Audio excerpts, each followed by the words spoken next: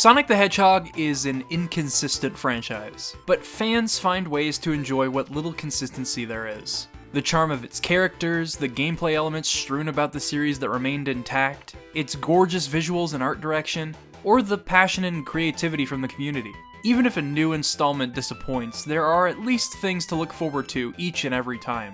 To me, the most consistent element of this franchise is its music. For the past 30 years, Sonic music has become a mainstay in video game culture and discussion about music in the medium. Virtually everyone has had at least one song from this franchise firmly etched into their mind at some point, and for good reason. Today, we'll be dissecting the compositions made for the series, how the various composers were able to capture the essence of each game or inject uniqueness into it, and what makes this series' music so legendary. Obviously, this is going to be a massive undertaking. I can't talk about everything this series has to offer musically. I've instead selected what I felt were most relevant to the discussion and evolution of this series, and I hope I can paint a bigger picture and show you the journey Sonic music has undertaken after 3 decades. With that said, I'm Liam Triforce, and in this video, we'll be understanding the music of Sonic the Hedgehog.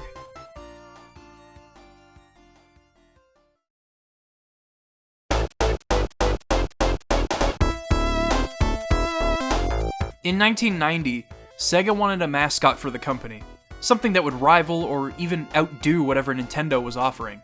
This ambition led to the creation of Sonic the Hedgehog, a fast-paced action platformer that took advantage of the Genesis' processor. Sega was able to market the game by exploiting the one thing that the Super Nintendo lacked in, its CPU speed, and the game became a commercial success, cementing Sonic the Hedgehog as the console's killer app. To complement the game they were building at the time, the newly formed Sonic team commissioned Masato Nakamura of the J-pop band A Dreams Come True to compose the music. I didn't treat Sonic as a game, but a film. You know, because a graphic is great and it has a very strong story.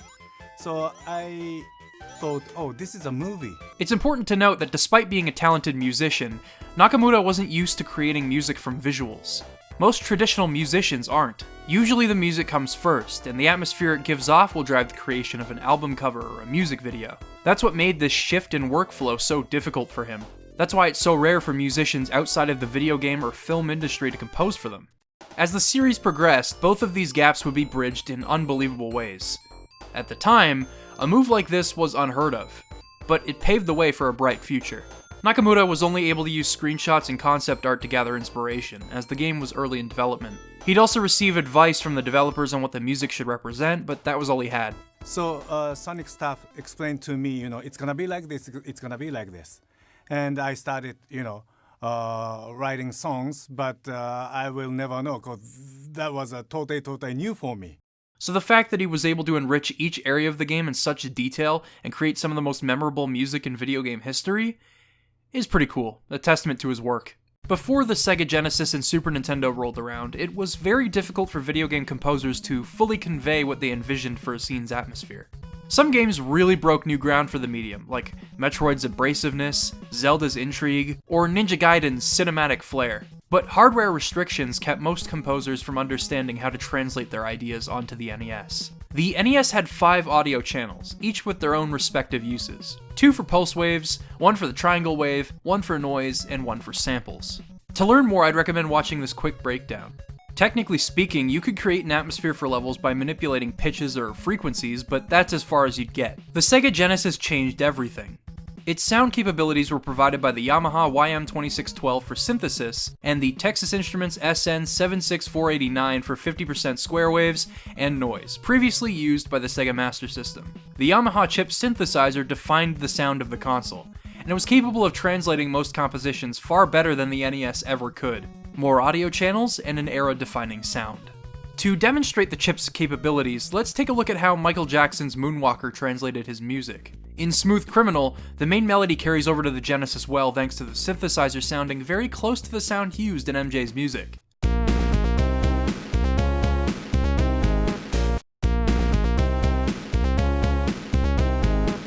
It was a common sound in the 80s, so the Genesis being able to replicate that sound was a major plus for composers. One of the YM2612's FM channels can be used for playing back 8-bit samples, so that's where you'll hear the drums or even vocal bits come in.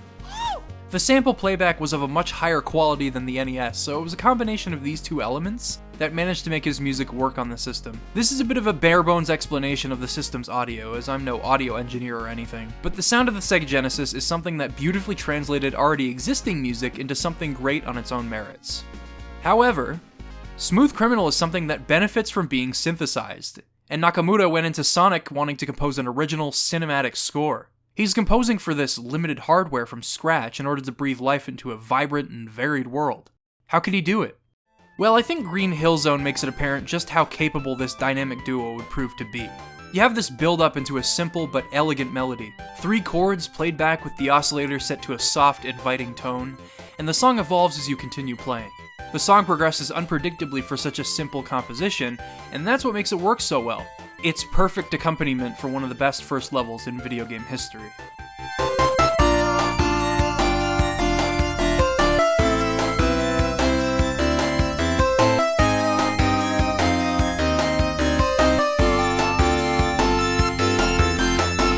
As the game progresses, the synth's capabilities are fleshed out even further in the harsh yet catchy sustains of Marble Zone.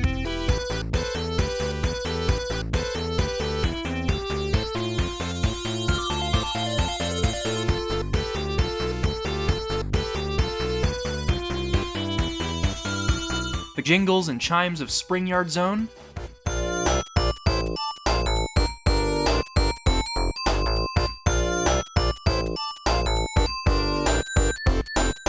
or the sharp 8th notes in Labyrinth Zone.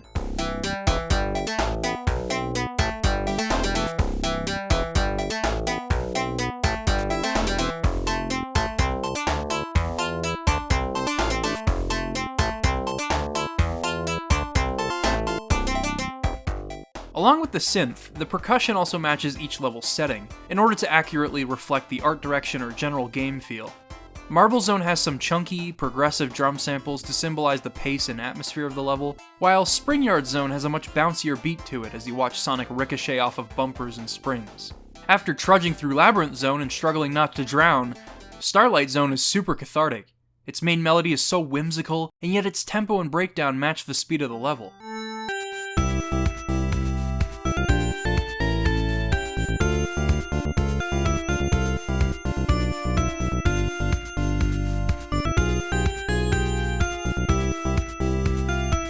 After relishing in that, however, you're met with the descending melody of the penultimate level, Scrap Brain Zone, putting the pressure on you with tense drums and uncertainty.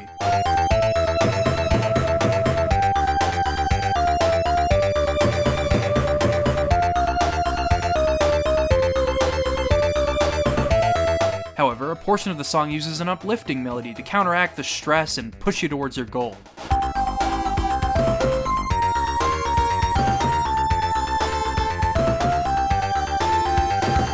It's here where Nakamura's philosophy of composing for film really shines through, and it's especially evident in the final boss. It sounds dire and intense to symbolize the high stakes of taking on Dr. Robotnik with 0 rings. Everything is on the line.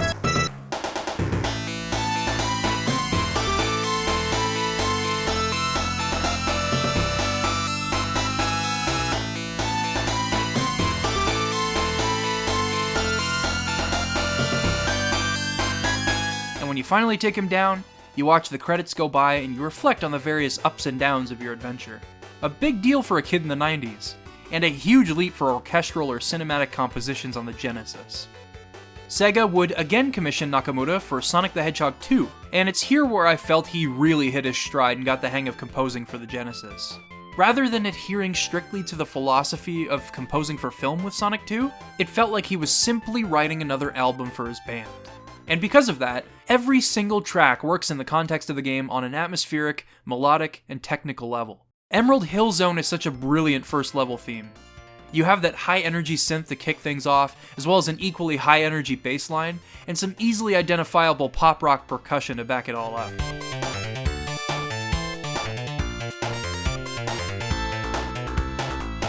Nakamura kind of embraced the fact that he's a pop musician, and breathed that talent into a lot of Sonic 2. The second level, Chemical Plant Zone, goes further with catchy pop rock melodies, a groovy bass line, and a phenomenal breakdown.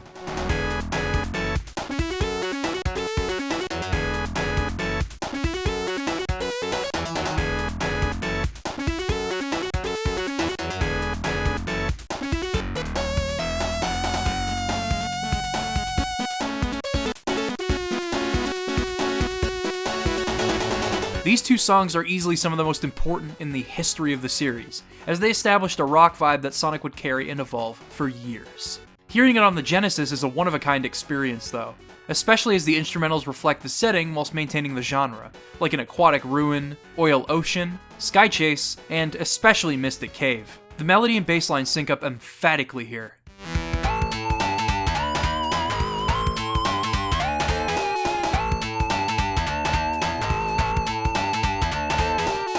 I think the reason the feel is maintained despite the alterations to instrumentals, melodies, and harmonics is because of the persistent bass lines and drums. They are both instrumental to any song, pun intended. They can completely change the feel of a track. Remove percussion and bass from Oil Ocean or Mystic Cave, and it becomes a simple track that reflects the vibe of the level. I suppose it makes sense that a pop artist would make this the case, but that's why I think Sonic 2's music works on so many levels. Perhaps the poppiest track is the song from Metropolis Zone. That groovy melody, the record scratch sample blending with the catchy drums, and the tasty breakdown. It's the pinnacle of what Nakamura wanted to create.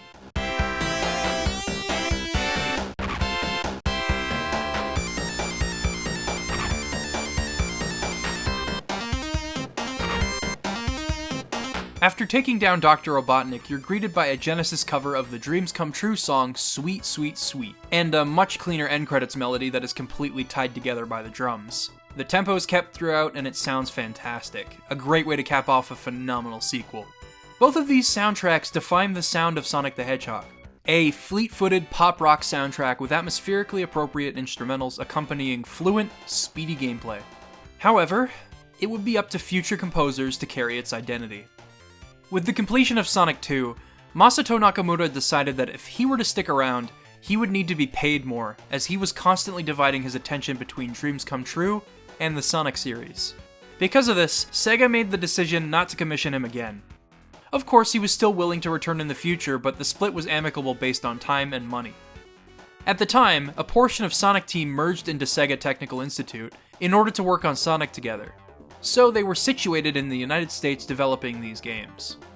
The lack of a composer and the convenience of sitting in the heart of California set the stage for a monumental event, and this is where we come full circle. Michael Jackson, of all people, visited the studio. He had worked with Sega before on Moonwalker, and he was a fan of Sonic. After hearing about the opening, MJ offered to work on some music for the game along with his team, and Sega immediately accepted, as would anyone when he was at the height of his fame. Sonic the Hedgehog 3 would eventually gather a gargantuan sound team for a Sega Genesis game. His collaborators Brad Buxer, Bobby Brooks, Daryl Ross, Doug Grigsby, Jeff Grace, and Sirocco Jones were also involved in production. Brad Buxer collaborated with MJ on a few of his songs and would continue to do so throughout the 90s. Sirocco Jones was also confirmed to have collaborated with him for a couple of tracks on Sonic 3. In addition, SDI's overall sound director Howard Drawson, and a few composers within Sega, which we'll talk about, were enlisted. They all climbed on board at various points, but what brings this into shaky territory is what happened in 1993. Michael Jackson was facing some pretty scathing allegations at the time. Allegations that continue to this very day, might I add.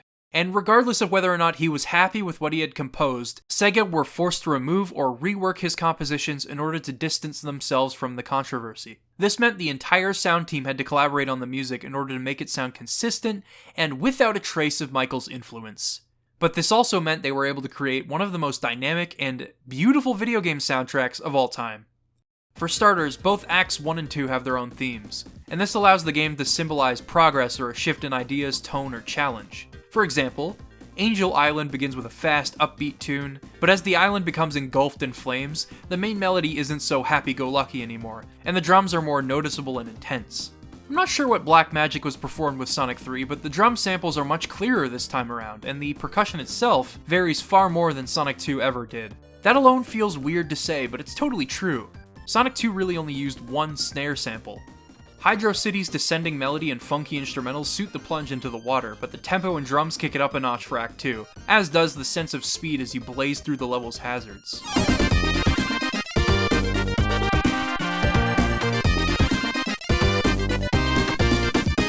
Both acts make use of unpredictable yet delectable drum beats, and that carries over to Marble Garden Zone. Act 2 goes for a grungier synth on the main melody, highlighting the new dangers present in the level thanks to Robotnik and his terraforming badniks.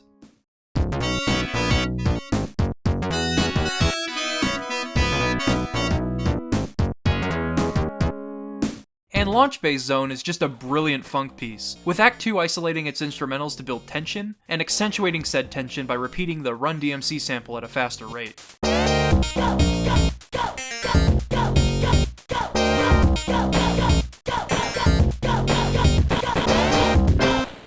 I always love Carnival Night Zone's drum samples too. It really sounds like beatboxing to me.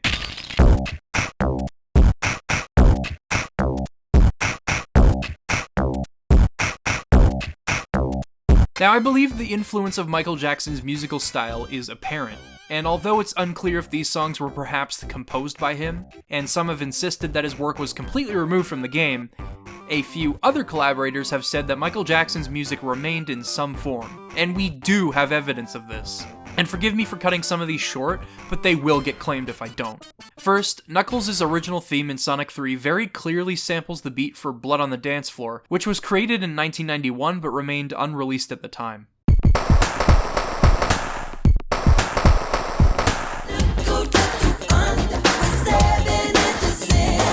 Carnival Night Zone uses the same 6-note progression as Jam, as well as a heavily bit-crushed sample of Heavy D.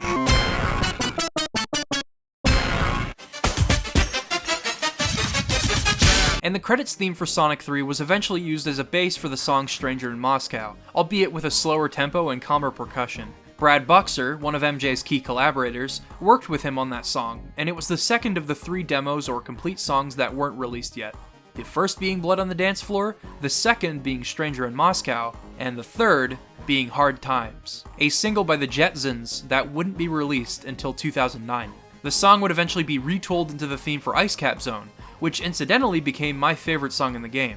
Hard Times' backup synth already shrouds the song in a distinct atmosphere, so it's clear to me how Brad was able to translate this composition into something that suits an icy mountain.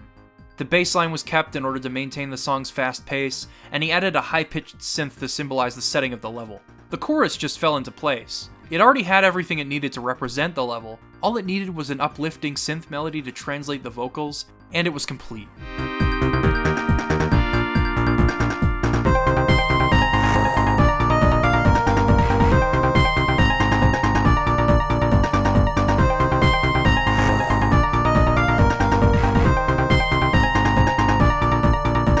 Act 2 presents the instruments in chunks, and I always felt that it emphasized you approaching the peak of the mountain, escaping the high-speed thrills and finding the exit.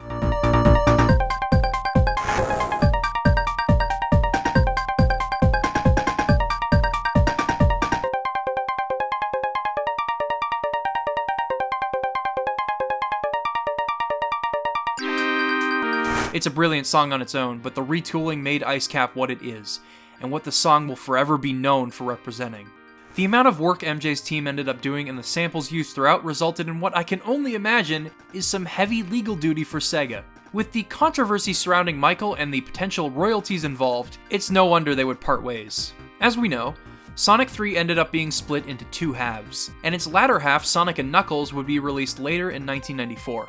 At this point, Sega had removed MJ's team from the project, and Howard Drawson, STI's sound director, was asked to compose the music for the game alongside a few musicians within Sega. When locked on to Sonic 3 in order to complete the package, a few small tracks and jingles had been replaced, such as the credits theme and Knuckles' theme, for obvious reasons. Most of the soundtrack attempts to emulate the spirit of MJ's work, but STI zeroed in on atmosphere more than anything. Drawson has composed for a number of Sega Genesis games, most notably Sonic Spinball, so he knows his way around the thing's sound chip. As a result, the synths channel atmosphere far more than any of MJ's compositions, and it helps that this game contains more scripted sequences and narrative progression. The lead melody in Mushroom Hill sounds very campy as it emulates some brass instrumentation, while also staying in line with Sonic's techno-pop vibe through the bass and percussion.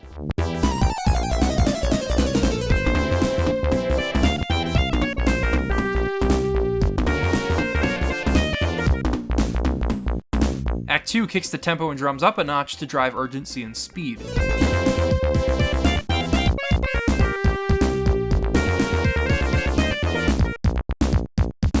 Flying Battery's theme perfectly captures the velocious nature of exploring a high-tech battleship above the clouds.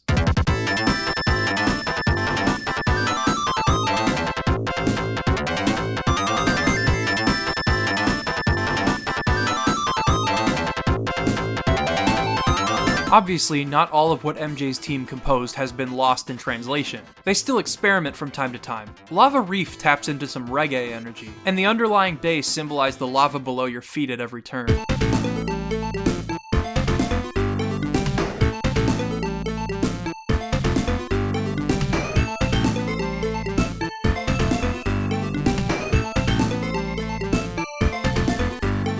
Its second act starts out with Hidden Palace Zone, but segues into Lava Reef Zone as it progresses, staying in line with the shift in visuals.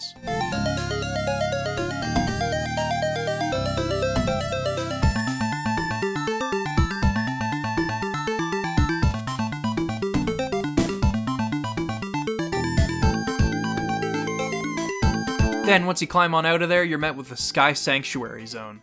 I think the music here speaks for itself. It's perhaps the most thematically sound piece of music in the game, and it's enveloping.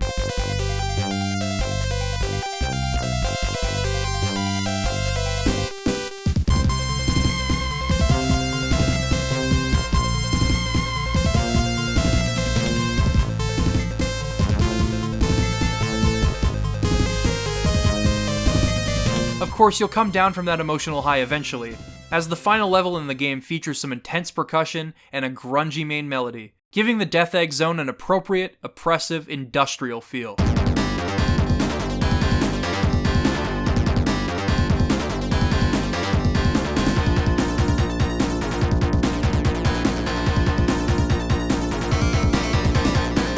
Following up on this is the Doomsday Zone's theme. It all comes down to this. I adore the build-up in this track. It pushed me to my limit so that I could have enough rings to finally catch up to Robotnik and tear him down.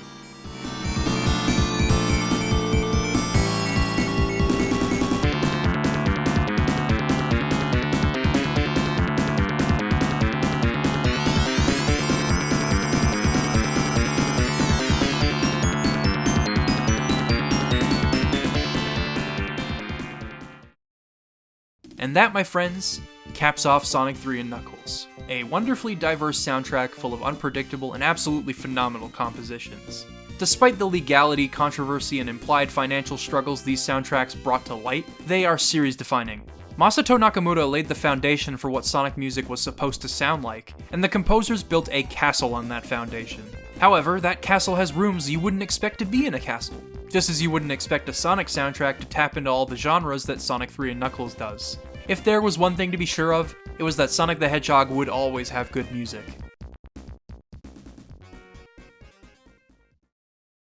While the Genesis Sonic the Hedgehog soundtracks could be characterized by a number of terms, rock, funk, or electropop, which is perhaps the most apt description, there is another soundtrack that I believe defined this era for the series. In between Sonic 2 and 3, Sega needed a flagship game for their disc-based expansion to the Genesis, the Sega CD. Thus, Sonic CD was born. It was developed by the chunk of Sonic team still situated in Japan, and the soundtrack was composed by Naofumi Hataya and Masafumi Ogata. The two of them were inspired by several artists and bands, such as Frankie Knuckles, C&C Music Factory, and the KLF, as well as genres like house or techno. But the soundtrack's instrumentals are more in line with a genre known as New Jack Swing, which blends funk with hip-hop and R&B. This genre was pioneered in the 1986 album Control by Janet Jackson. I swear I'm not trying to make parallels to the Jacksons, they just keep happening, I'm sorry. Anyway, just by listening to the title track off this album, and especially the classic song Nasty, you can probably already hear some of Sonic CD's music. Sonic CD takes on more than just New Jack Swing. It isn't oblivious to Nakamura's work, and that's what makes it such a definitive soundtrack. Palm Tree Panic immediately conveys the effect a CD-quality soundtrack can have on a game, with an energized, celebratory overture being used as a backdrop to your high-speed romp through the level.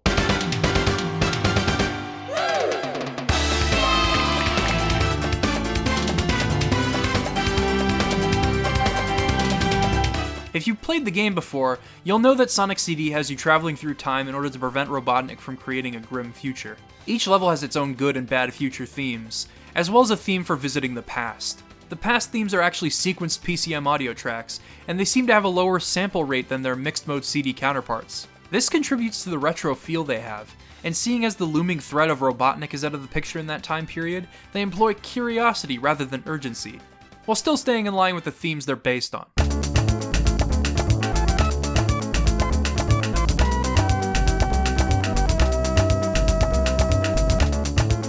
manage to take down the badnik generators in the past, you'll eventually be greeted to a rewarding, upbeat good future theme that cheers you on. However, if you fail to create a good future, you'll be punished with grim visuals and a dire piece of music.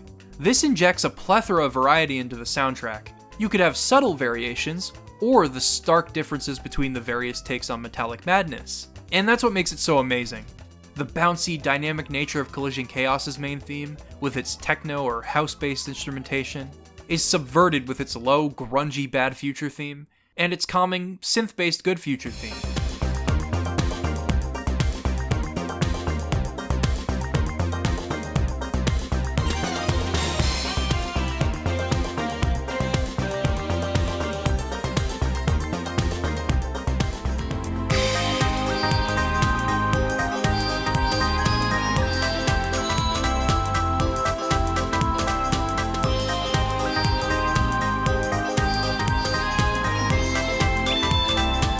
Songs like this are some of my favorites in not just Sonic CD, but the entire Sonic franchise. They balance the tempo and composition techniques Sonic had established for itself with a rewarding, soothing atmosphere letting you know that you've accomplished something great. Tidal Tempest starts out with a descending melody featuring instruments reminiscent of an underwater adventure, but picks up its percussion as you progress through the level. This track in particular is heavily influenced by hip-hop, but the unique, atmospheric spin they put on it is wonderful. They strip away its instruments for the past theme, sounding like a foreign romp through a decrepit ocean temple, but they really zero in on some chill hip-hop vibes for the Good Future theme.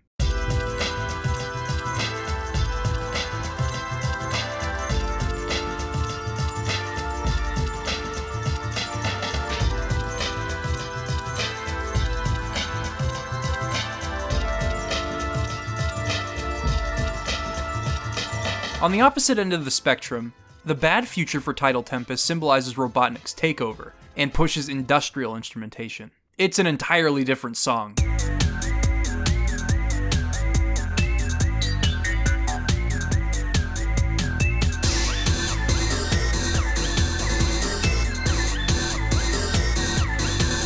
Quartz Quadrant feels like a clean fusion of genres.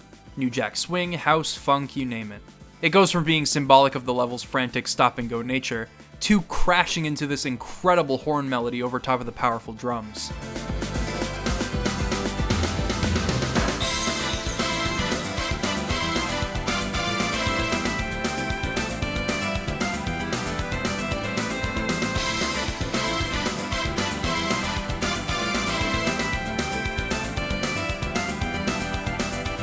To channel that energy, I tried my damnedest to create a good future for this place, and sure enough, the song I'm rewarded with focuses on that inspiring melody.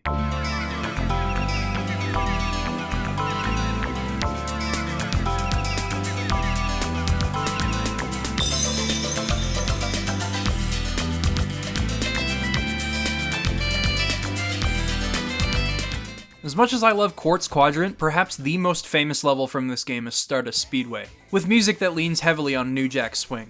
It also samples a ton of hip-hop, which further adds personality to the music. It's also here where the game's good and bad future dynamic can really affect the atmosphere of a scene. Enter Metal Sonic, a machine Dr. Robotnik created to rival the Blue Blur. Act 3 of Stardust Speedway has you racing Metal Sonic to the end in one of the most memorable set pieces in Sonic history. Your race will either be set to a triumphant take on the level's main melody, or one of the best songs in the Sonic the Hedgehog franchise.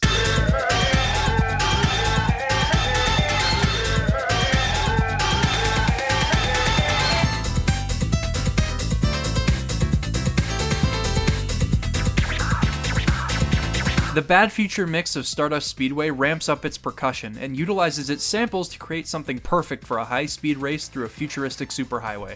It's kind of the reason I sometimes don't get the good ending in Sonic CD. If it weren't already apparent, there is a lot of passion and finesse in this soundtrack. It's absolutely brilliant, and I believe it remains one of the greatest soundtracks a video game has ever had. It creates music evocative of the distinctive visuals, it rewards and punishes you depending on the lengths that you go to in-game, and it creates a seamless blend of musical styles, pushing the boundaries of what is to be expected from each genre. Its samples are elegantly implemented, and no two tracks sound identical or blend together. It was a massive step for the Sonic series, and it demonstrated what its music was really capable of.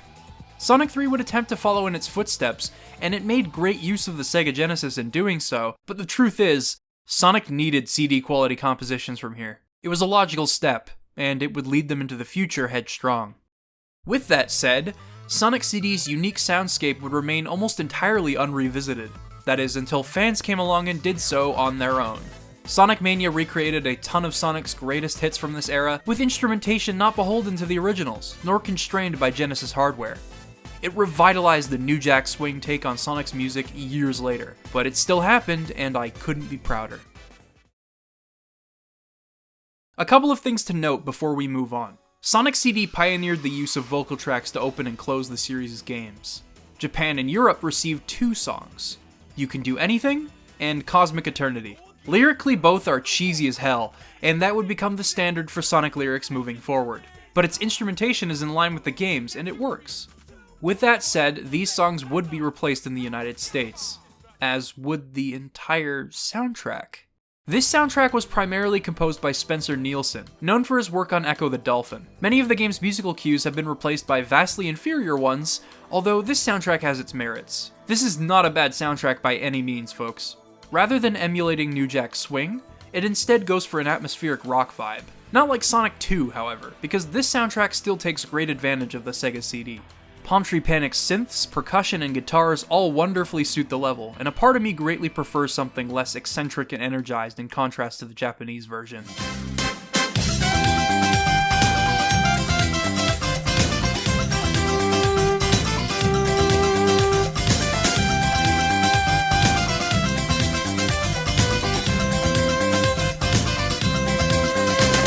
I also adore the utilization of that guitar riff in Collision Chaos. It already sounds foreboding as all hell, but I love it when it takes a nosedive into grunge territory in the bad Future Mix, and they take that grunginess and repurpose it into something uplifting for the good Future Mix.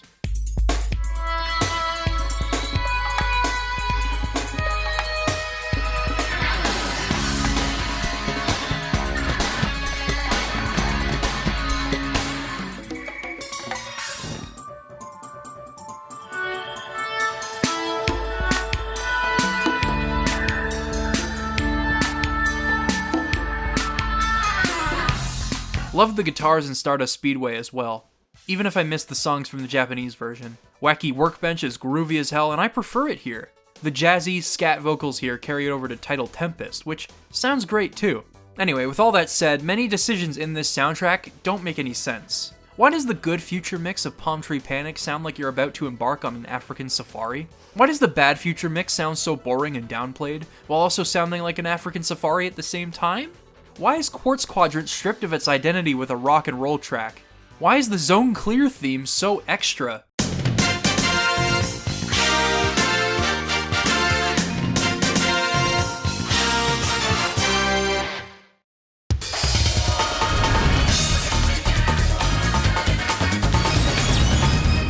And why the hell is the Game Over theme so nightmarish? Supposedly, a lot of these issues came about because the entire soundtrack had to be created in 2 months.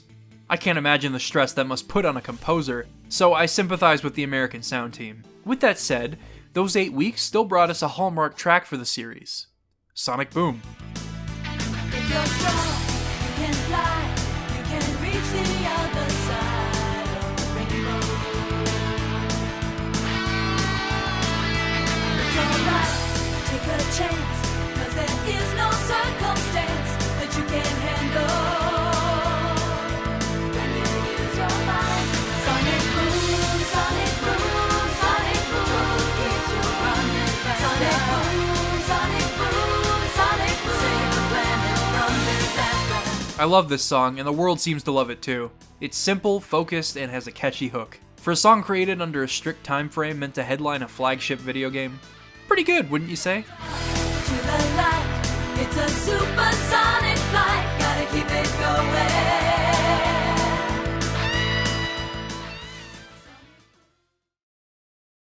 That closes out our discussion of the classic era of Sonic music. It's been quite a journey through various genres and composers, and its dynamic range ended up defining a generation of video game music. With that said, video games were evolving at a rapid pace, and Sonic needed to keep up.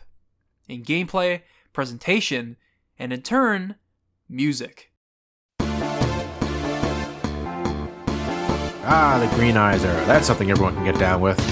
With the Sega Saturn in development and on track to release in 1995, and the concept of a 3D platformer beginning to take shape in games like Mario 64 and Crash Bandicoot, Sega knew they needed to prepare for a major shift in the gaming landscape.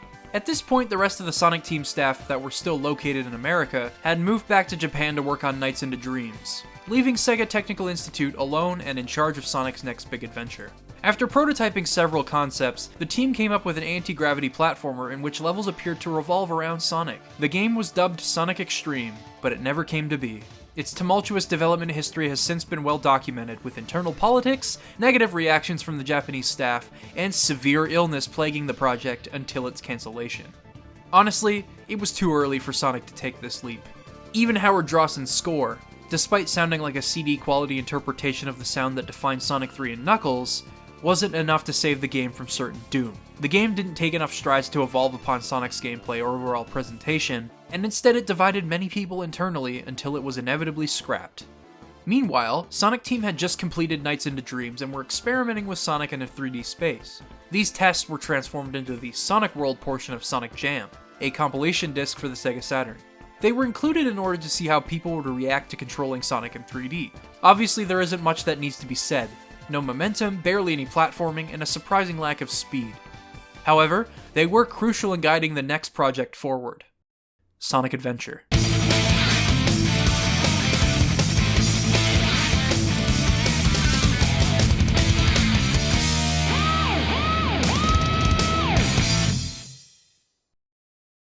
This game propelled Sonic into the new generation at full speed, and with it came a complete presentational overhaul.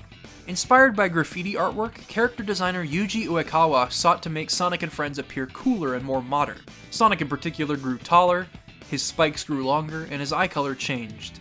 Uekawa drew the character in more dynamic poses than previously seen in the series, resulting in an art style that exudes personality. They hired voice actors, casting the ever-so-talented Junichi Kanemaru as the Blue Blur himself, a role he has maintained for over 20 years. Chikao Otsuka, now known for his villainous performances such as Gold Roger in One Piece and Master Xehanort in Kingdom Hearts, gave a phenomenally over-the-top performance as Dr. Robotnik and kept that role until his passing in 2015. The game's style and direction were settled. All that was left was composing a soundtrack to tie it all together. Up until this point, Sonic didn't have a sound director. Whenever the games were being developed in America, they would have Howard Drawson compose the music. But other than that, Sega would commission outside composers. During the Sonic series' struggle to bust into 3D, the slippery isometric platformer Sonic 3D Blast hit store shelves. For the soundtrack, Sega brought on Jun Senoue, who had previously worked on a few compositions for Sonic 3 and Knuckles. Most notably, he composed the Act Clear theme that would be remixed to hell and back throughout the series.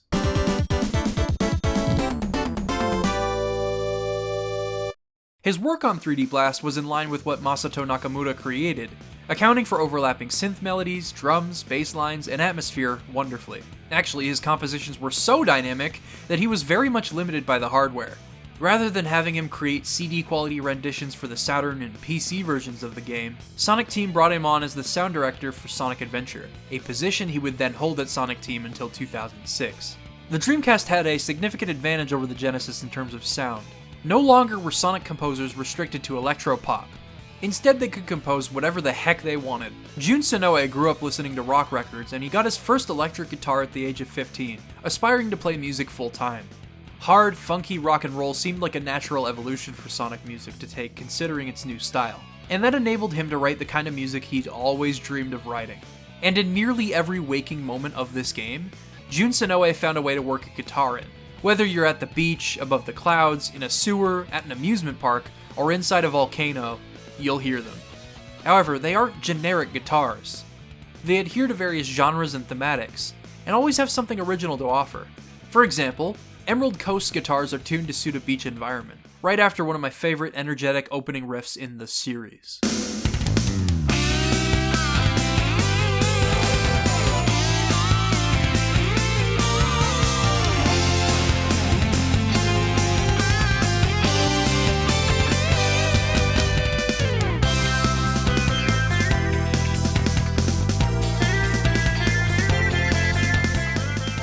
Speed Highway's guitars are played to emphasize constant movement and speed through winding pathways, corkscrews, and tunnels.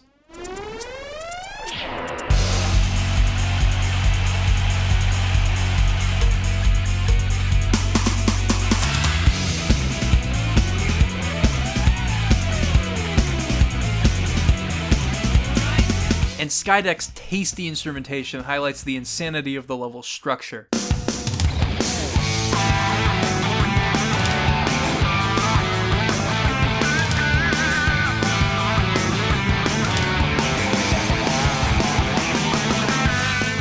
Final Egg has two distinct musical cues that always stuck out to me.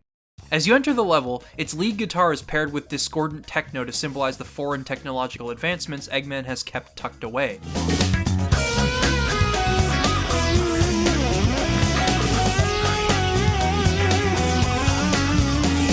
Then, as the level ramps up in challenge with its second act, you have the descending bass melody with some kick-ass drums, and one of the hottest guitar riffs in the game.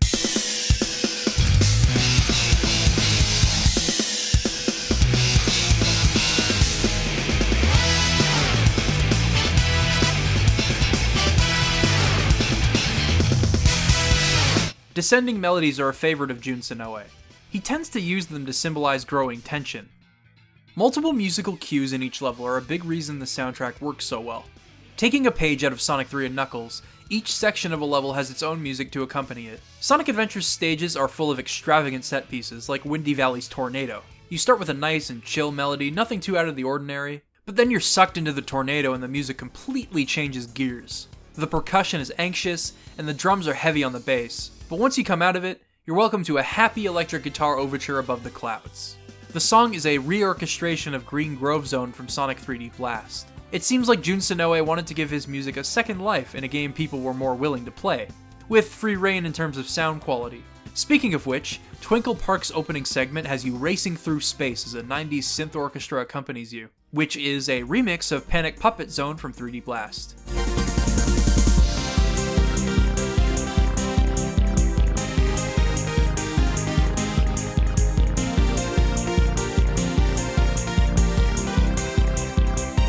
As soon as you clear this segment, you're ejected into a roller coaster as the music sets the stage for a high-speed amusement park adventure.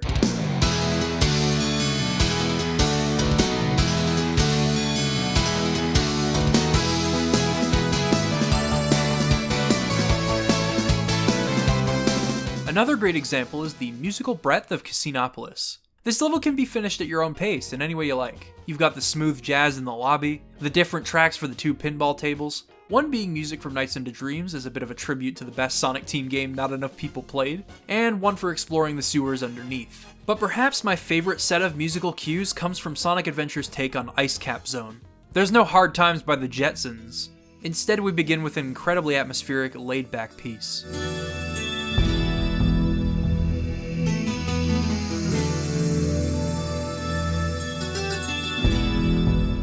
Then we shift into unsettling, dissonant ambience as you scale the coldest, emptiest cave.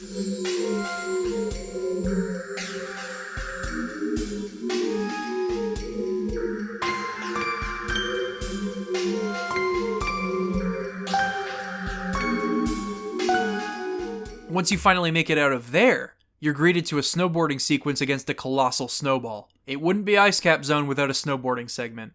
Although this was years before stems were possible in video game music, Jun Senoue still managed to compose the music here in sync with what happens in game. The first two drops occur simultaneously with the music, and the pacing of the song continues to match the action.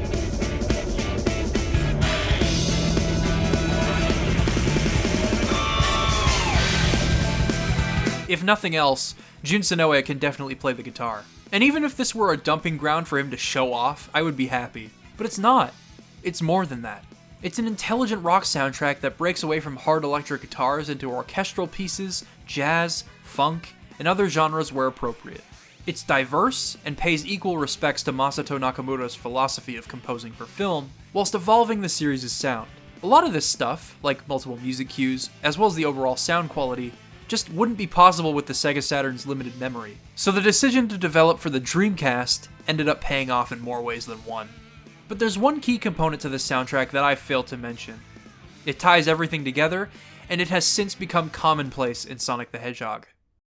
Much like Sonic CD, Sonic Adventure features a theme song with vocals. In early recordings, the vocals were provided by Japanese metal singer Eizo Sakamoto, but Jun Senoue had someone else in mind for the gig.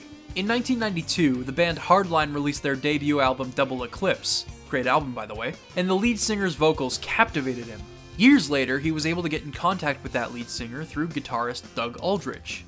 That singer's name was Johnny Joeli, and as far as hard rock vocals go, his are some of the finest I've ever heard. His tone and cadence when shouting lyrics remain intact, and I swear they can evoke chanting and singing from anyone that hears them, no matter how ridiculous of a song he might be performing. I'd also classify Double Eclipse as a glam metal album, due to Johnny's vocal flair and the overall instrumentation. The album came out at the tail end of glam metal's reign, just as grunge took over as the dominant rock genre. To me, it represents everything the genre stood for, but due to the decline in its popularity, Hardline wouldn't make another album until 2002.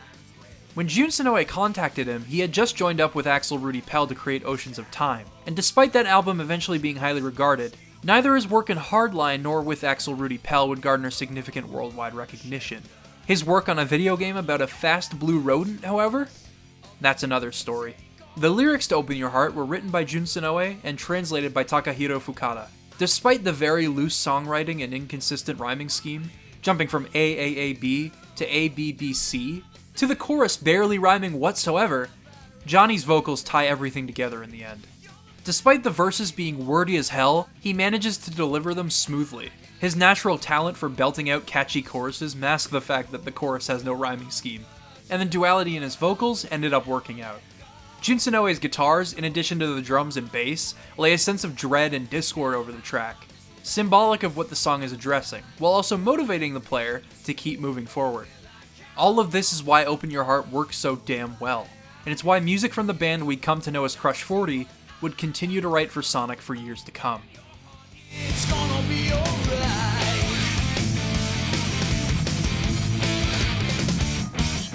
In addition to the main theme, each character has their very own theme song. Sonic got It Doesn't Matter, performed by Tony Harnell.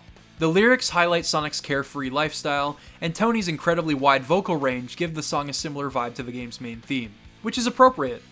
However, it somehow has even less of a rhyming scheme than Open Your Heart. This is a problem in Tails' theme as well, and while it is a touching song in the context of Tails' story, this kind of thing just makes it sound like the songs are being made up on the spot. But in all honesty, it'd be kind of stupid to be so hard on this game's poor lyrical translations. Sure, it is technically bad songwriting, and it's easy to make fun of, but it contributed to one of this era's defining factors: cheese. Cheesiness and Sonic go hand in hand.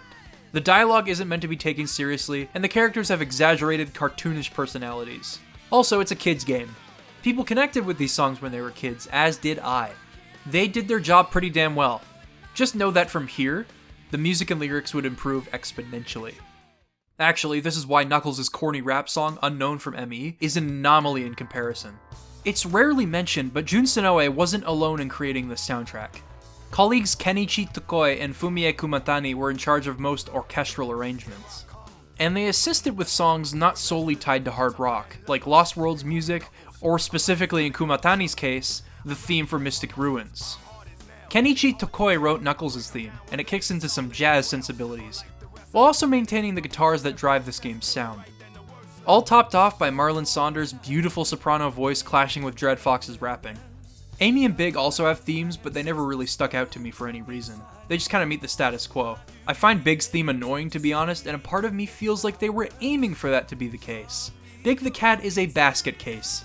Gamma's theme, however, was handled brilliantly. If you've played the game, you'll know of this poor robot's tragic, existential journey. It has nothing to do with the main plot. People take him for granted and he searches for his purpose on his own. Fumie Kumatani wrote this one, and she has a great understanding of storytelling through music. The way the song opens with nothing but what I interpret as a startup sequence, as we fade into a techno beat with a soft, melancholic piano melody over it.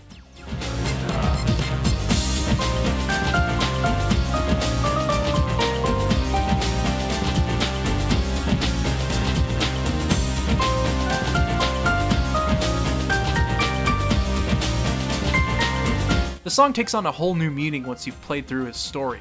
All of the characters go on their own lighthearted adventures, whereas Gamma plunges into uncertainty over his existence and dies in an effort to save the life of a little baby bird. That's what's so compelling about this soundtrack. It's over the top, while simultaneously being down to earth. There's a huge divide between these two moods, but it manages to bridge the gap. It's a step beyond what people were used to, but it still feels unquestionably like it belongs in a Sonic game. It's cheesy, it's badass, it's catchy, it's goofy. It's so many things to so many people, and I wouldn't change anything about it. I would remove this song, though.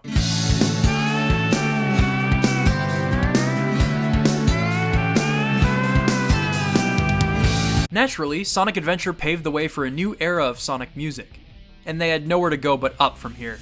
Sonic Adventure eventually became a smash hit, and remains the best-selling game on the Dreamcast hands down. A sequel became an inevitability, and thus, Sonic Team prepared Sonic Adventure 2 for release in time for Sonic's 10th anniversary. Jun Senoue and his team returned to compose more music, and they went above and beyond here. Jun Senoue has voiced disappointment with how some songs ended up being more memorable than others in SA1, and he wanted to make them all sound equally distinct in SA2. Here, levels are built around the characters first and foremost, rather than every character visiting modified versions of the same stages. Because of this, the soundtrack is built around the characters too, and it results in the soundtrack having some insane range. Sonic's music is built around upbeat, fast-paced hard rock, with unique twists based on the level. Metal Harbor uses trumpets.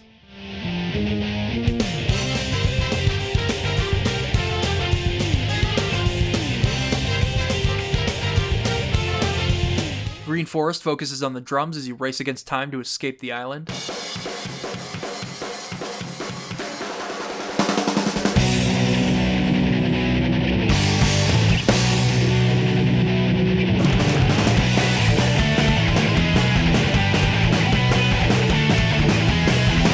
And Pyramid Cave give the keys and a steel drum the spotlight.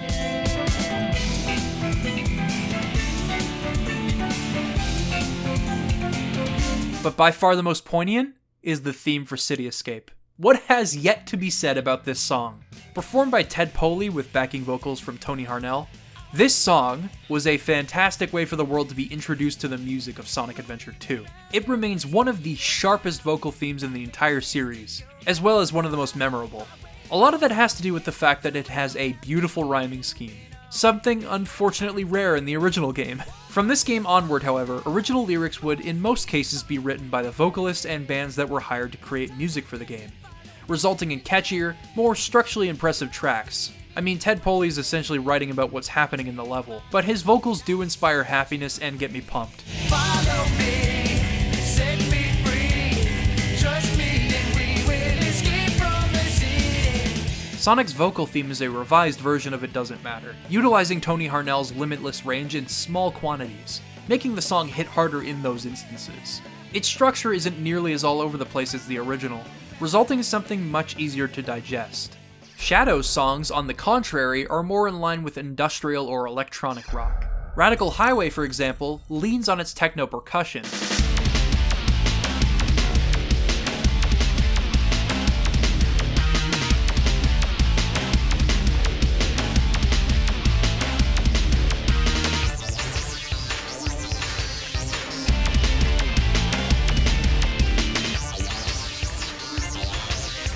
White Jungle is more of a drum and bass kind of jam, which is perfect for that island escape sequence. Love this one.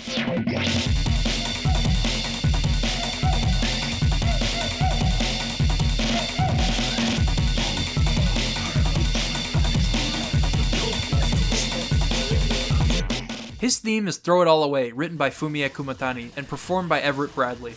And while the instrumentation is phenomenal for Shadow, the vocal melody is odd.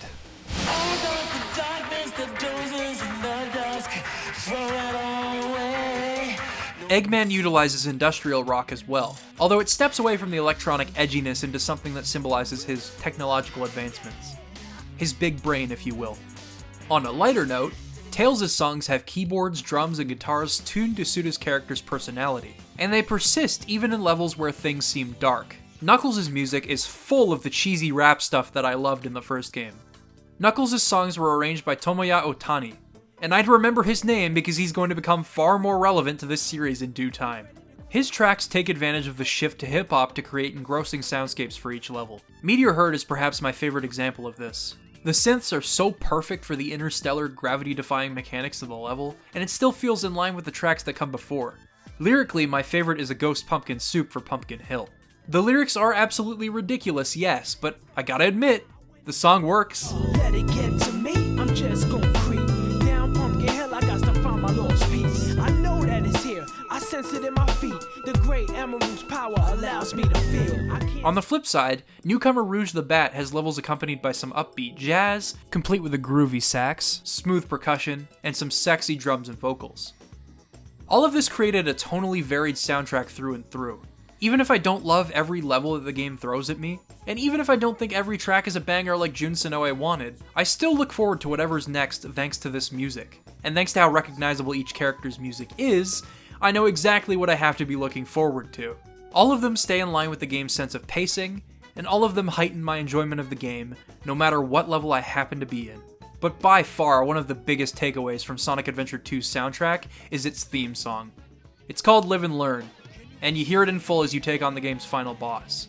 Johnny Joeli wrote the lyrics himself, and when you're writing for your own vocal range, you know exactly what you're able to pull off. The song both balances his work in hardline with more modern grunge, and it makes for an immediately unforgettable bout of butt rock. That's right, it's undeniably butt rock, but that doesn't mean it's bad music. Johnny's sense of rhythm is impeccable.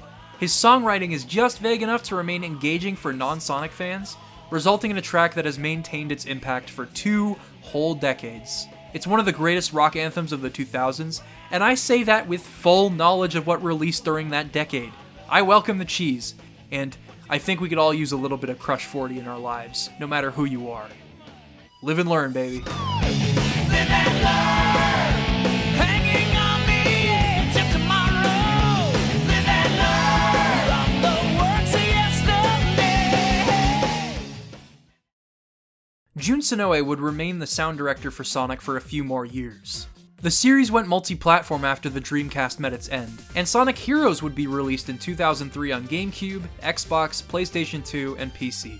The soundtrack retains the hard rock that made the adventure games what they are, but its music enriches each stage by taking a page out of Adventure 2 specifically. Rather than altering genres by character, the soundtrack shifts styles by stage. One of this game's defining characteristics is its art direction and level theming. It harkens back to the Genesis days' creativity. Lots of red, blue, and green running through an energy plant, a colorful casino in which you take on a set of giant pinball tables and bingo boards, rail grinding through the sky in a canyon, a checkerboard forest floating in the air, a spooky castle filled with tricks and twists, and finally confronting the sheer size and scope of Eggman's fleet. It switches up constantly, and it prevents the game from getting stale on a single playthrough. I can't say the same when you're playing through it 4 times, but that's not what we're here to talk about. Today we're talking about the music. We go from a nice beach romp that brings the trumpets in once you reach the palace,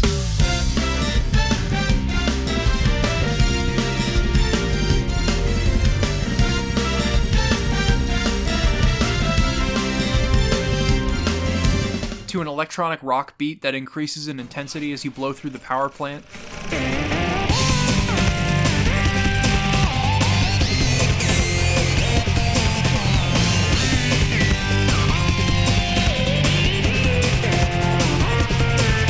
to some hard techno with the casino levels,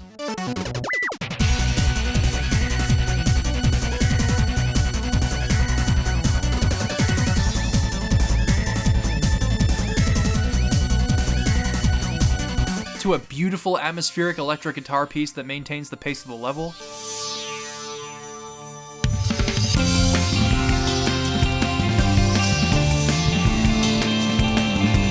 to some spooky hip-hop in the mansion levels,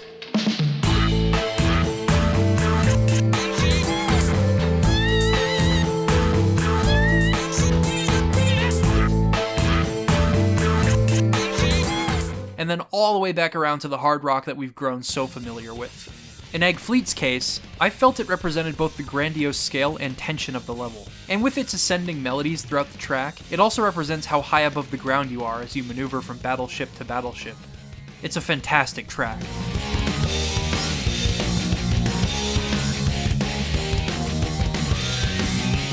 Final Fortress goes for some hard electronic rock as the toughest enemies and hazards bombard you relentlessly, all as you avoid falling to your death in every waking moment of the level. The soundtrack, as a result, always keeps the player surprised, as does the ever-changing level design. Speaking of electronic rock, the band Julian K was brought on to perform the vocal theme for Team Dark. Of all the vocal themes in this game, with all the incredibly corny lyrics floating around, it's nice to have a break from all that for something that sounds genuinely unique and suits the trio. Their lyrical melodies are divine, and their instrumentation is like a cross between Metroid Prime and some edgy punk rock. Never thought I'd say that, but I love them, and it's a shame they didn't stick around for Sonic longer.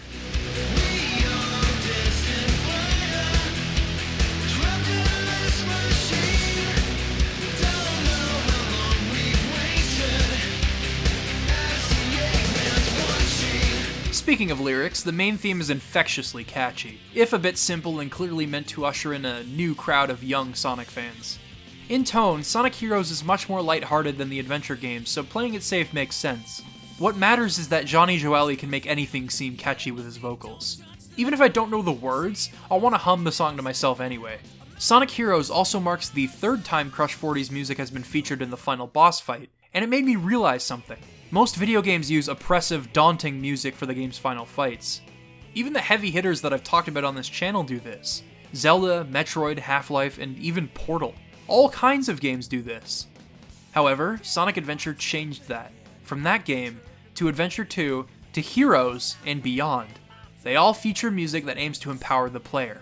No matter how scary things might seem, the game wants you to give it your all. For kids in a big, scary world, I feel like moments like these can resonate with them. That's a huge reason Crush 40's music has stood the test of time in the context of the games, and noticing this little detail as an adult has made me appreciate it even more. I love the music of Sonic Heroes, but Jun Sonoe's last soundtrack as sound director was hampered by numerous issues.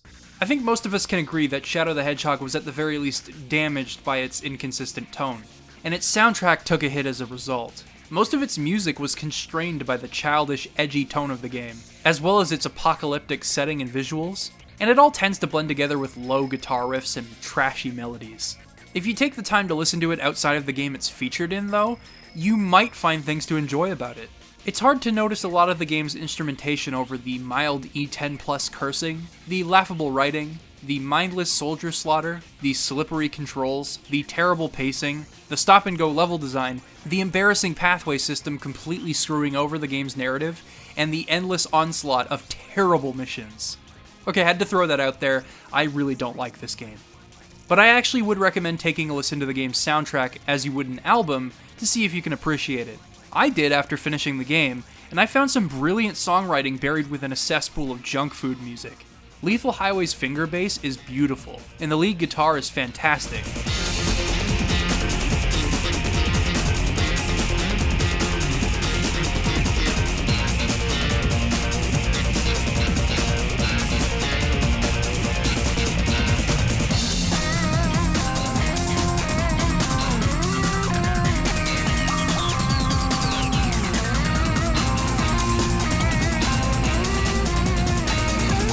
Digital Circuit has some catchy, quick techno to go with its theme of exploring an information superhighway.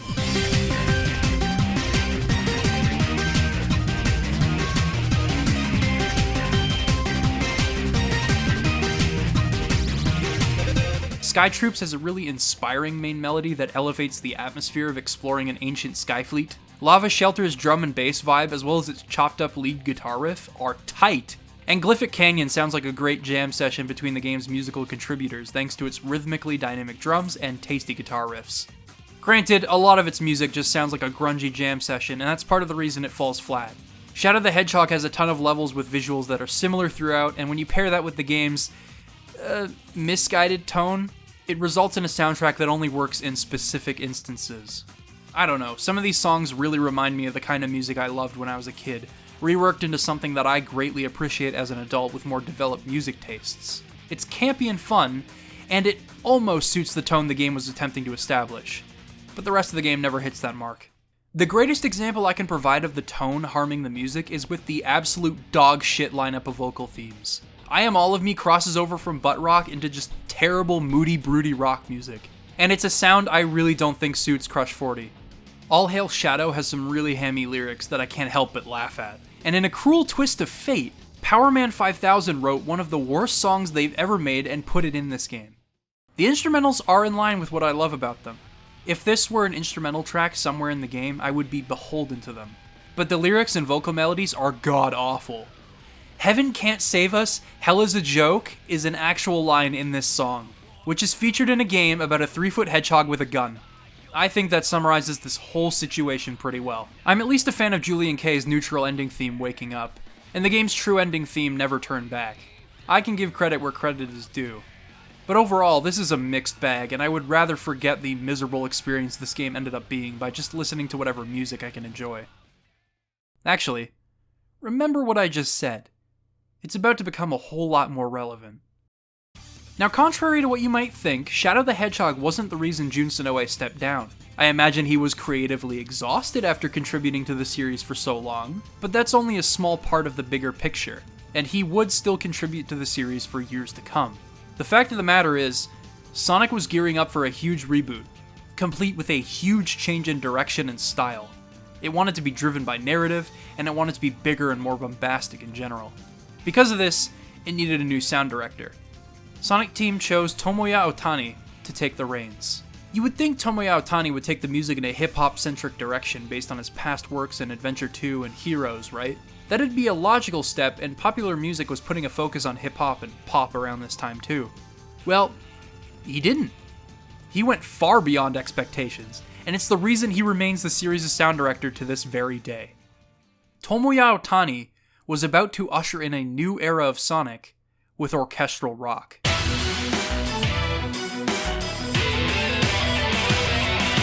Anticipation for 2006's Sonic the Hedgehog was high. The trailer shown behind closed doors at E3 2005, as well as several playable demonstrations leading up to its release, gave people a lot of hope for what should have been both a return to form and an exciting new direction. However, pretty much everyone is aware of the serious damage that the game caused. There are several connotations that come with the names Sonic Next Gen or Sonic 06, almost all of them being not so positive. There are several reasons we refer to the game as such, and not just Sonic the Hedgehog. Overall, the general consensus is that Sonic the Hedgehog for the PS3 and Xbox 360 was a pile of warm vomit, and one that Sonic Team has since done everything in their power to recover from releasing. But when I play this game, there are things that stand out to me more than the endless bugs, the goofy story, the janky controls, or the questionable design choices. Take a look at this gameplay. It balances player control, a sense of speed, scripted sequences, and challenging level design. Of course, it's interrupted by the game's plethora of issues, but the point I'm trying to make is that there are glimpses into what might have been here. What if the level design was consistent? What if they had time to fix lingering issues? What if Sonic had genuine momentum in his movement? Etc. By far, the biggest takeaway I had from this game was that it had an absolutely stellar soundtrack that went to waste. From the title screen alone, I had an inkling of what this game wanted to achieve. It's an instrumental version of the song His World, arranged by Tomoya Otani, with strings and other instruments performed by members of the Sega sound team. The lyrics and vocals, however, were written and performed by the frontmen of Zebrahead. Now, I have no idea what witchcraft was performed to get these two to work on the game. Then again, they actually got Akon to cover the Dreams Come True song that was featured at the end of Sonic 2. If they were able to get him, as well as Michael Jackson at the height of his popularity, they can get anyone with enough patience and money. Anyway, Zebrahead's talent for blending rap with some delectable vocal hooks mesh beautifully with the song's instrumentation, resulting in something awe-inspiring. If you want to test him, best bring your best. Don't make me spell it out. Bring your best. In this world, where life is strong. In this world, life's an open book. Tomoya Otani was about to evolve the series' sound even further, enriching every stage as best he could. No longer constrained by the series' hard rock, he wanted to compose a soundtrack that would captivate anyone and pump them up for whatever fast-paced action remains intact in Sonic 06. The first level, Wave Ocean, features a pair of wonderful songs. Most of the level features a song that pushes the player forward at a brisk pace with beach drums, and pairs a soft electric guitar melody with relaxing acoustics, before breaking into a nice solo that maintains the atmosphere of the track.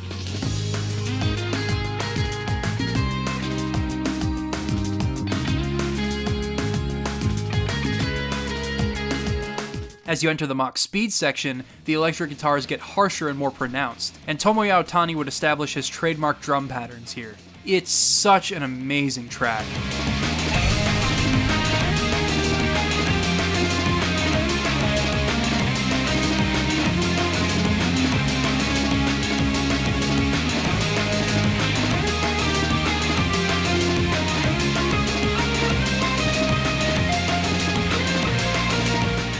The drums in Tomoya Ohtani's music can incite adrenaline for sure. With various alterations depending on the mood of the level, he uses them creatively and they're welcome. Kingdom Valley features overt violins and orchestral instrumentation, but it maintains its pace through its drums and bass line.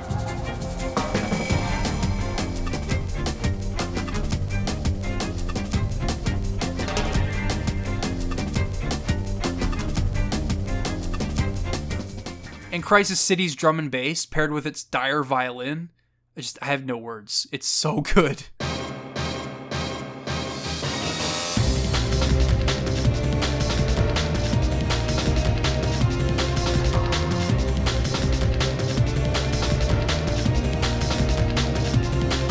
But the soundtrack isn't always about balancing an orchestra with some rock influences.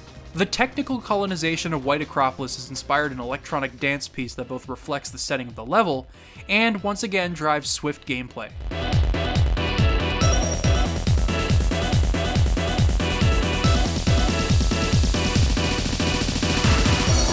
The synthwave jazz piece that plays within the Cavern of Flame core subverted my expectations, and despite it resulting in one of the most infamous Game Grumps clips of all time, I find myself totally engrossed when I revisit this area. Even the guitar solo caught me off guard. This song is just masterfully crafted.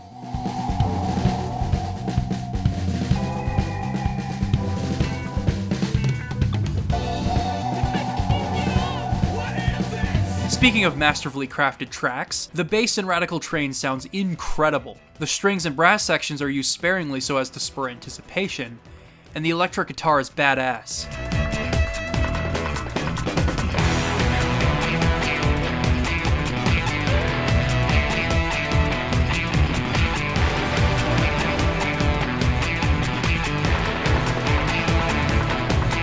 An aquatic bass has this distant sadness to it as you infiltrate a dangerous underwater facility filled to the brim with hazards, but it becomes more hopeful as you proceed.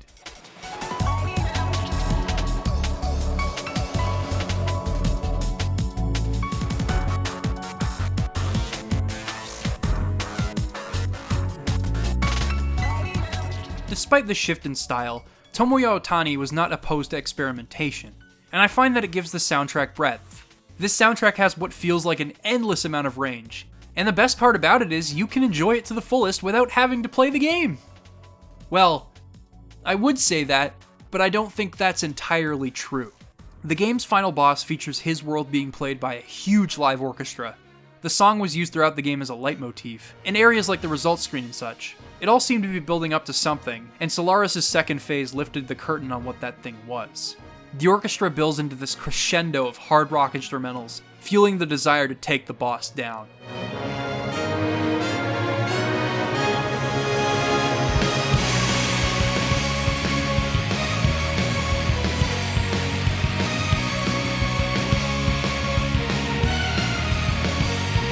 It's an indescribable feeling of motivation, adrenaline, and, at least to me, it represents the climax to a much better game that we never got to play. Sonic 06 has since been relentlessly bashed, and for good reason. Poor management decisions at Sega, a lack of proper direction, the departure of Yuji Naka and the pressure that placed on the team, the developers splitting up to make Sonic and the Secret Rings, and the rush to meet a Christmas deadline, all resulted in what we have today. But at the very least, the soundtrack reminds us of what might have been. And it also ensures that Tomoya Ohtani would remain on board as sound director for the next game, wherein he would create his magnum opus for Sonic Unleashed.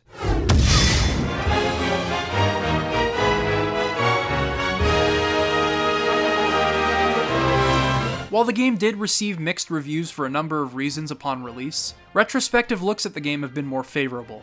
I won't go into too much detail here because it's a topic for a video I'd like to make someday, but obviously, the daytime stages were incredible. They were back then, and they still are today. And the game is still visually stunning too. But when discussing presentation, I think what resonates with people most is the game's music. I've thought about this since the game came out, and I'm confident enough in saying it now. This is my favorite soundtrack out of the entire Sonic the Hedgehog series, and one of my favorite video game soundtracks of all time. It features some of the greatest music ever composed for this medium of entertainment, bar none. It got me through some hard times. I've used it while working out, while studying, while riding in the backseat of the car heading to family reunions as a kid, in virtually any circumstance you could imagine. The soundtrack works on so many levels, and I'm going to attempt to explain why it means so much to me.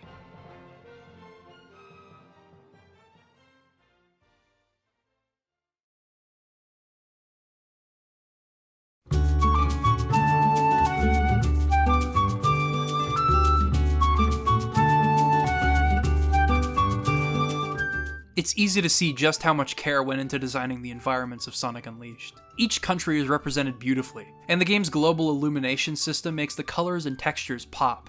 What supplement this beauty are the songs that play within, as Tomoya Ohtani and his team paid attention to detail so that the instruments would properly speak for each setting.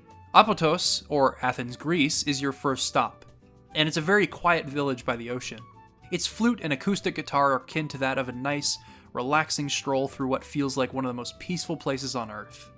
Its night variation puts a focus on the second melody and the guitars, and it's played at a slower tempo. Nighty night. I love the hub world themes for how perfectly they capture the essence of each country, while sustaining a relaxed tempo.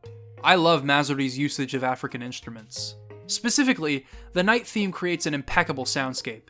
Subtle vocals and sound effects, a soft string melody, and a soothing flute all pull me in.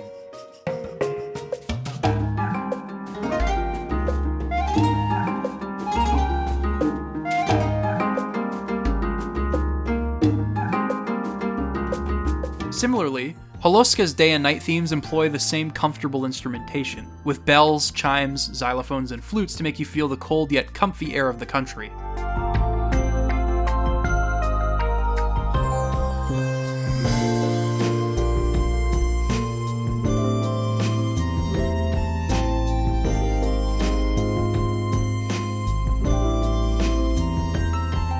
Shamar has an energetic, culturally accurate track during the day to reproduce the busiest streets of Egypt, and its night theme reflects that as well.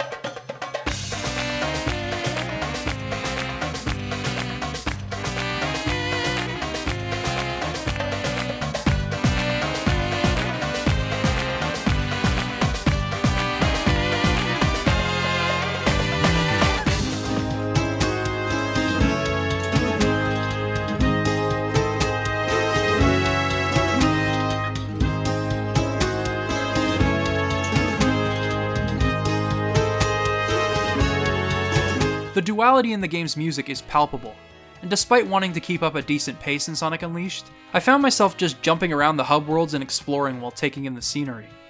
Where the soundtrack really puts on its big boy pants is in the action stages. You have these alluring hub world compositions on one side of the spectrum, but what about everything else? As a kid, I remember being taken aback when I set foot in the game's first level, Windmill Isle. The sense of speed was exhilarating, and I hadn't played anything like it before. The gameplay left a strong first impression, but it wouldn't have hit nearly as hard without Tomoya Ohtani's score. Remember how I briefly discussed his drum patterns? Well, since these levels fly by at unprecedented speeds, they are chock full of this kind of stuff. Every single track implements culturally appropriate percussion that carries you through these lightning-fast, boost-heavy platforming sections, all with instrumentation perfect for its setting. For Windmill Isle, the acoustic guitar that relaxes me carries over, but it also features a violin melody. If there's one thing I've learned from playing Sonic Unleashed, it's if you give Tomoya Ohtani a violin, he will go ham writing for it. And I couldn't be happier. A detail I love about this theme is how the bridge plays the snare samples in reverse to symbolize Sonic blowing through everything and rushing past people and obstacles, kinda like when you pass another car on the highway. These are details that make this soundtrack what it is. Let's switch on over to a stage like Savannah Citadel. You have the djembe keeping the tempo in check with additional percussion for good measure, the tropical soundscape sneaking its way in there, and a lead guitar paired with a flute to personify the level, and remind you of just how much fun it tends to be.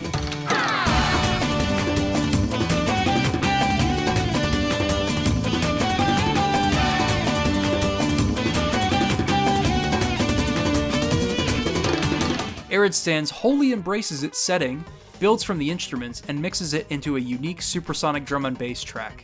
The same can be said for Dragon Road's music, utilizing an erhu and piano over frantic percussion. Although, I just adore the Eastern setting in general. You put temples like this in front of me and I'm like, yup, I'm sold. Cool Edge Day is one of my favorite tracks in the game, thanks to its carefree melody, its synths, and its guitars and percussion. It is the perfect example of a balance between the game's melodic understanding and instrumental diversity.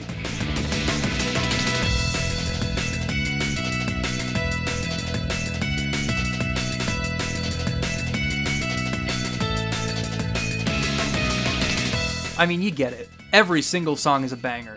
And thanks to the world trekking involved, the music never gets old. Each track is enriched in detail. Although, nothing can top Rooftop Run. It's iconic. Spagonia is a fusion of multiple European countries. Italy, the United Kingdom, France, Spain. Rather than attempting to fit a specific category, Rooftop Run Day is a song that I think anyone can identify with. That violin melody feels so inviting. The drums are upbeat and welcoming, and the dueling guitars in the bridge carry that feeling too.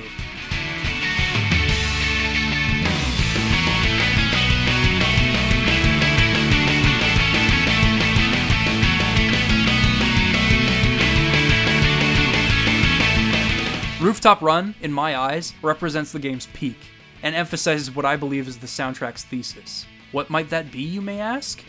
Well, I'll tell you in a second. For now, let's discuss the other half of this game's soundtrack, the Werehog levels. Unfortunately, these themes are constantly interrupted by repetitive battle music. I always wonder why they didn't just use stems in these tracks, building percussion from situations in-game or ramping strings up during a mini-boss. It's a shame, but when you do end up finding room to take these songs in, I guarantee you'll find a lot to like. These levels are full of experimentation in their music, and in contrast to the carefree nature of the daytime stage music, these are more determined and focused. Backing instrumentals focus on utilizing low octaves and whatnot. We start with some night crawling set to acoustic guitars and groovy keys in Windmill Isle, with a similar vibe in Savannah Citadel featuring African percussion, but then we get an accordion and a funky bassline in Rooftop Run, or a catchy erhu melody in Dragon Road. And Cool Edge goes off, dude. That low synth at the beginning, followed by some dark house music. In contrast to the instruments in Cool Edge Day, reflecting the white snow and bright blue ice, this sounds more like a cold, blistering scamper through a frozen cavern.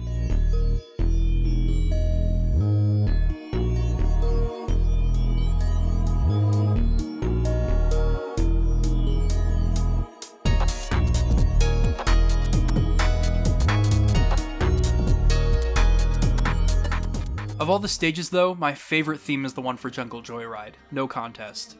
The cello sets the stage, but the violin and piano carry its lonely, melancholic feeling. This song, since the moment I first heard it, has stuck with me to this day.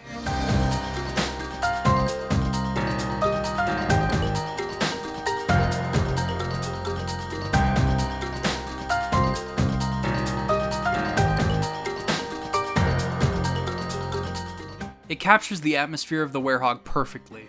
You're controlling this hideous monster that doesn't feel or act like Sonic in his stages, and you're forced to hack and slash through an onslaught of enemies, rather than having the freedom you're used to.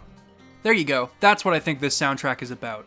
Chasing freedom. Sonic has been forced to restore the entire planet and rid himself of the Werehog that's keeping him chained down. The daytime stages give you glimpses into what you're working towards, and those stages fly by in a flash. I'd like to replay them over and over again, but the game moves forward. In life, time moves forward. We need to work towards happiness. Chase those feelings of euphoria and make that your reality. That's why the tradition of having uplifting music for final boss fights has persisted throughout Sonic, and the impact is accentuated in Sonic Unleashed. The final boss theme is daunting and fearsome, while also being motivating and badass. It's an extraordinary orchestral rock rendition of the game's vocal theme, Endless Possibility. For this song, Jarrett Reddick of Bowling for Soup was brought on to write and perform the lyrics. They're simple and have a hint of cheesiness, of course, it's Bowling for Soup after all. But most importantly, they reflect Sonic's desire to maintain his sense of escapism against all odds. And I think that speaks volumes in the face of what I've talked about. The instrumentation is in line with the music of Sonic Unleashed, the hook will get stuck in your head, the bridge is powerful, and overall, it's an absolute gem. So please wake me up when I get there. It feels like I'm lost in a dream.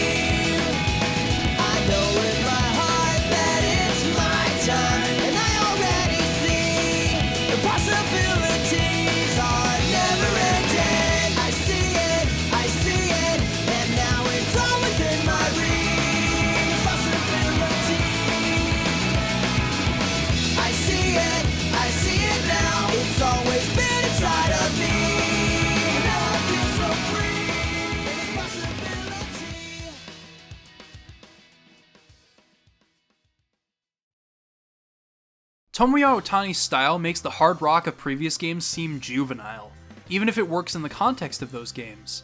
That's how mature and intelligent this soundtrack is. Everything about it is finely crafted to suit the various countries. Its instrumentation is comprehensive and delicately constructed, and most importantly, it has a purpose. Regardless of whether or not the game conveys that purpose, I believe the soundtrack does. It hits hard, and I'll continue to revisit it for years to come. It's emotionally freeing. If Sonic 06 didn't convince the world of Tomoya Ohtani's talent, Sonic Unleashed definitely did. He remains the sound director for the main series, composing music for each new, big installment.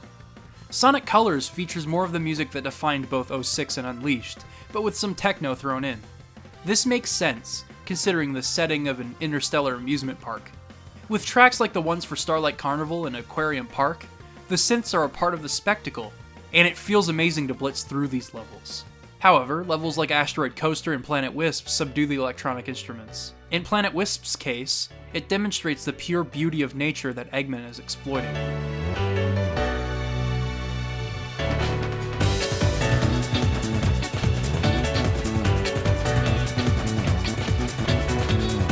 Sonic Colors uses multiple themes for its various acts depending on the pacing of the level in question. Sonic Colors is a much shorter, brisker adventure in contrast to the robustness of the previous two installments, so it makes sense to do something like this. Plus, it's a nice throwback to what Sonic 3 did for the series. For example, Sweet Mountain Act 1 is the original track. It's peppy, groovy, and over the top.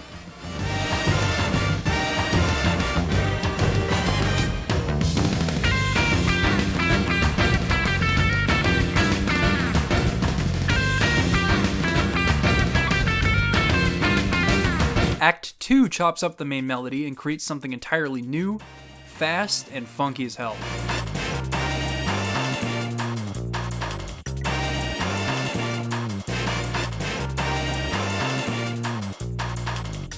Act 3 switches back to a 3D perspective and eases you back into a primary melody, only with hotter drums. Subtle or overt, these changes make a difference throughout the game and keep it fresh.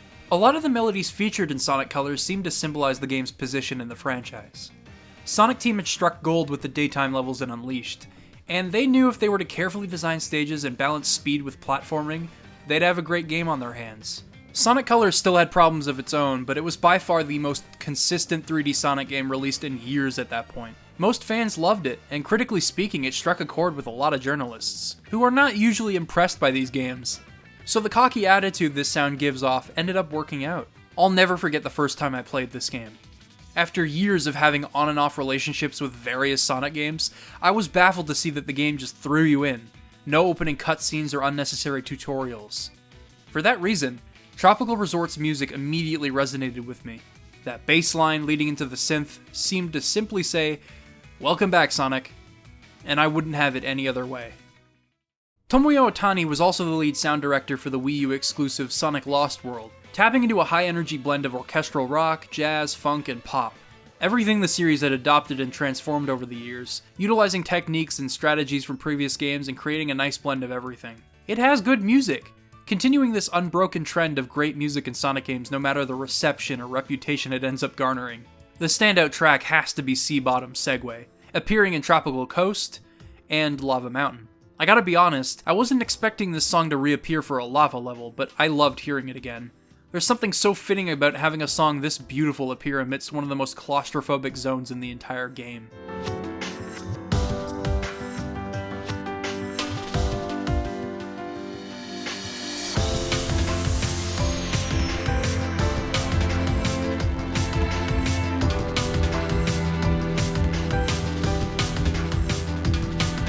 Even the weird fever dream that was Sonic Forces had great music. I felt like it was a step beyond what Lost World accomplished, as it was able to balance modern Sonic's orchestral rock with entirely new ventures. It took me a while to warm up to the music in the Avatar stages, but I would love to hear more of this drum and bass and hard EDM stuff in the future.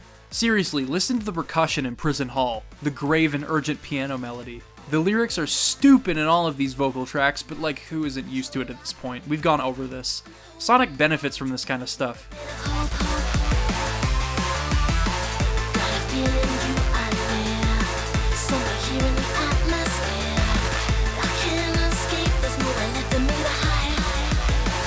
Of course, there are aspects that don't work. It also features synths that emulate Genesis compositions, but listen, if you're gonna compose music like this, just use the Genesis sound chip. It's been done before.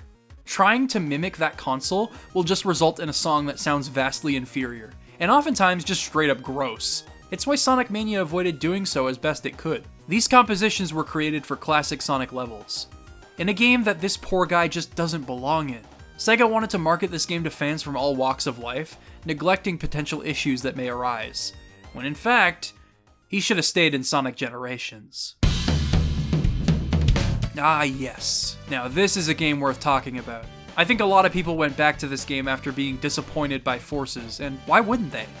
It comfortably celebrates the entirety of Sonic's history, with gameplay and level design that I found myself endlessly revisiting, and a soundtrack that balances the duality between the classic and modern auras. There are 9 main levels in this game, with each of them featuring one classic level and one modern level. Composers from across the entire series contributed to this one. Jun Senoue, Tomoya Otani, Naofumi Hataya, Kenichi Tokoi, Richard Jacques, known for Sonic R, Cash Cash, known for his work on Sonic Colors, Johnny Joeli, Ted Poley, Tony Harnell, and more. For classic levels, things start out comfortable. Percussion steps away from the Genesis samples we've heard so many times before, and instead uses a lo-fi synth for the main melodies while sampling the original music where necessary. For example, Chemical Plant Zone wouldn't be the same without its original sound, but Sky Sanctuary benefits from its main melody not being represented by a harsh Genesis synth, and it added atmospheric flair.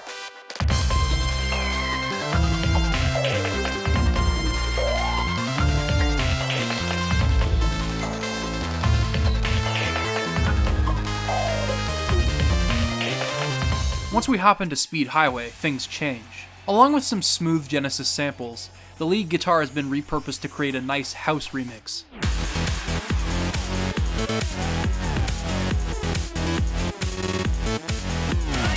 City Escape follows the same path, while also calling back to the multiplayer stage Endless Mine in its second verse. This game really does honor the entire series. Dangerous lurking around every turn. Trust your feelings, got to live and learn.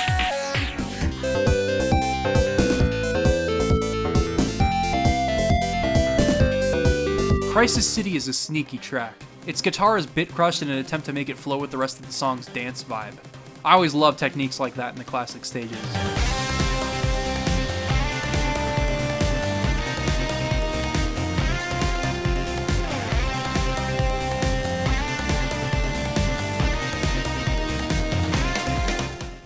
Modern interpretations of songs had to incite jovial overtones, nostalgia, and faithfulness to the originals, and I feel they did this well.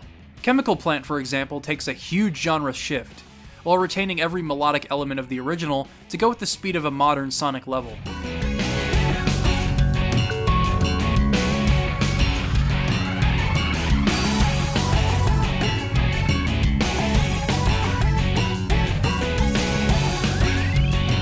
Crisis City goes at a faster tempo as if to say, yeah, this game is faster than 06, you're welcome.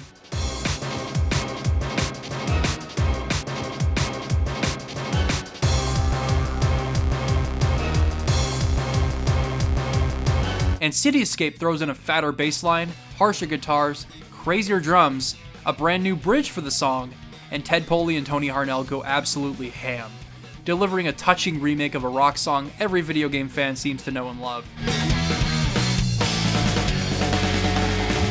Rolling around at the speed of sound. Got places to go, gotta follow my rainbow. Some changes are subtle. Speed Highway threw in some cowbell and groovy percussion, while Seaside Hill's lead guitar was retooled to sound refreshing. Often the simplest changes end up being my favorites. Revisiting Rooftop Run was incredibly cathartic, as it opens with a piano melody that says, yeah, we know you love this level. Have fun revisiting it.